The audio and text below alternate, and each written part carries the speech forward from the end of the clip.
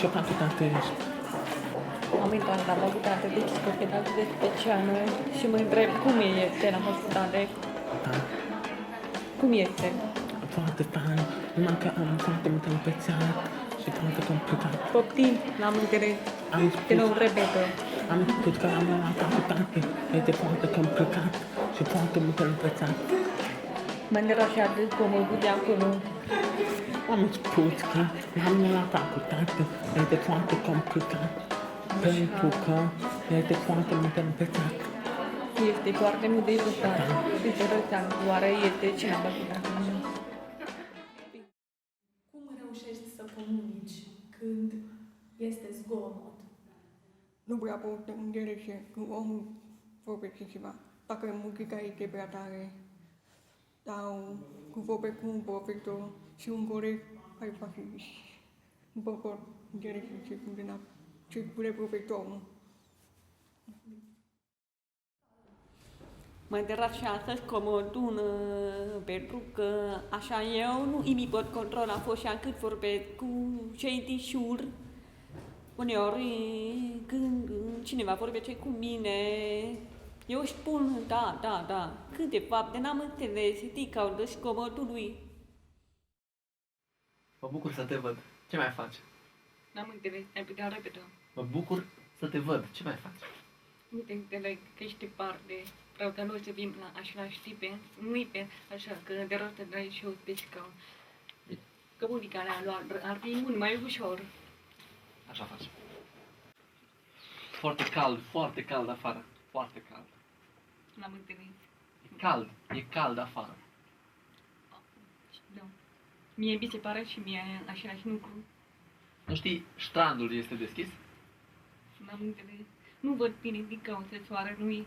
Dacă am putea merge în alte panuri de palavră. Sigur. Hai. Mă bucur.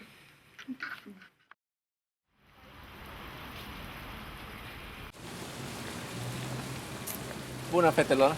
Bună! Ce faceți? Am venit după diplomă, Ce diplomă? bacalaureat. Bacalaureat. Am înțeles de rotă ca mai spre mine. Să văd și eu. Deci ce vorbit. Am înțeles, scuze. Am la macroanceate și comodul, deci, de exemplu, când sunt la facultate și stau cu mai multe persoane înseamnă și atunci, în momentul ăla, când vine un profesor la noi și ne predă o lecție nouă, da?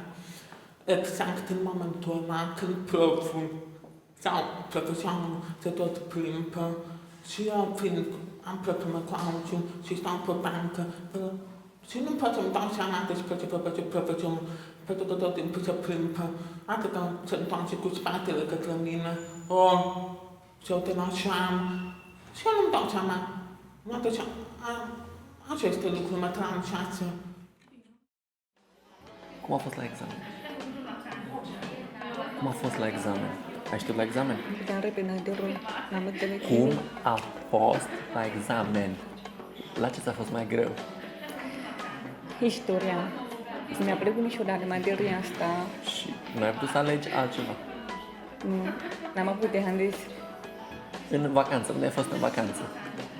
După. Am fost plecată la mare cu niște prieteni. Și tu ce ai făcut? La Costinești. Am fost și eu la Costinești. Tot la mare, tot la mare. Nu știu, La de Costinești. Când văd o persoană care vorbește în exces, cum ar fi... Eu acum vin la tine, dau ceva de genul, mă face să mă simt un pic aiurea. Nu este cazul, pentru că eu pot înțelege dacă persoana vorbește mai normal, mai clar. Dacă persoana cu care vorbesc exagerează expresia sau vorbește prea tare sau tipă prea tare, mă deranjează. Pentru că i-am rugat să vorbească cât mai normal. Așa nu pot înțeleg.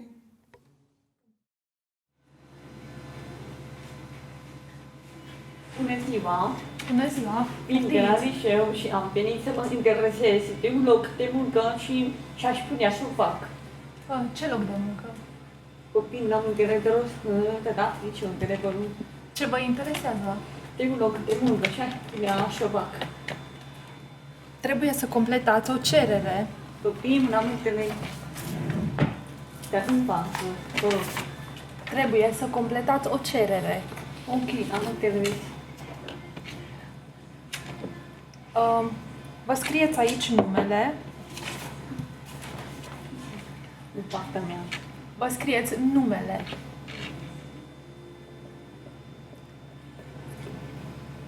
Așa, și ce ne mai prind? Am o întrebare, n-am Aici trebuie să scrieți ce N-am post înțeles. doriți. Paharul. Ceva. Să completați un CV.